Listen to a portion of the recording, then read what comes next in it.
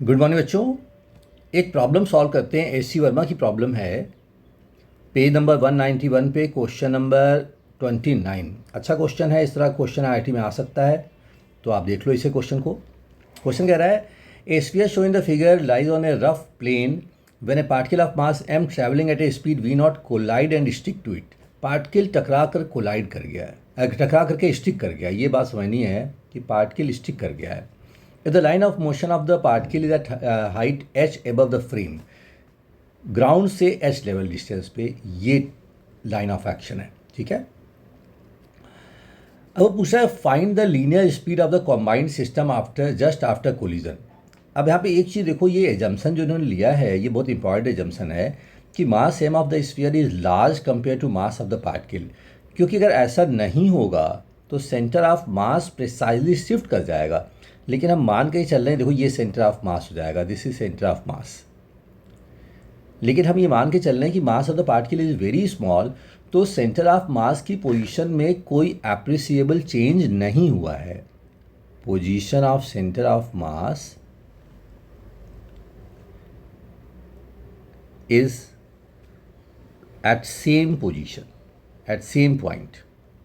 ये बात समझिएगा, ठीक है। अब देखो बोला लीनियर स्पीड बताओ। मैंने आपको पिछले वीडियो में बताया था कि जब भी आप लीनियर वेलोसिटी की बात करोगे, आप मोमेंटम कंजर्व करोगे। मोमेंटम कंजर्व करोगे तो सेंटर ऑफ मास की वेलोसिटी लोगे। पॉइंट टू बी नोटेड, ये जो वेलोसिटी लेंगे आप किसकी लेंगे? सेंटर ऑफ मास की वेलोसिटी लेंगे, ठीक है ना। तो देखिए मैंने लीनियर मोमेंटम कंजर्व कर लिया क्योंकि फ्रिक्शन को एक मोमेंट के लिए मैं नेग्लेक्ट कर रहा हूँ।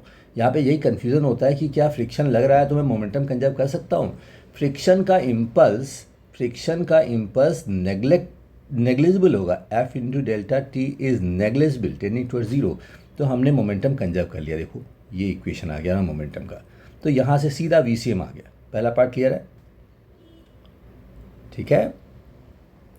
अच्छा अब दूसरी बात देखिए, वो पूछ रहा है कि the angular speed of the system about centre of the sphere just after collision. अब एंगुलर स्पीड पूछ रहा है तो मैंने क्या किया, एंगुलर मोमेंटम कंजर्व कर लिया सेंटर ऑफ मास के अबाउट, और जो कि सेंटर ऑफ द स्फीयर से कोइंसाइड कर रहा है।